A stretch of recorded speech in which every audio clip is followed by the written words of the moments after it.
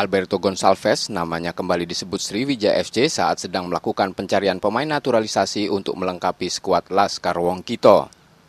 Beberapa hari lalu, Beto sempat mengisyaratkan tertarik untuk kembali ke Sriwijaya FC lewat postingan di media sosialnya.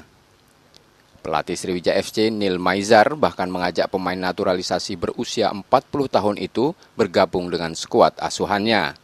Neil Maizar juga mengatakan membutuhkan pemain seperti Beto Gonçalves di dalam pasukannya.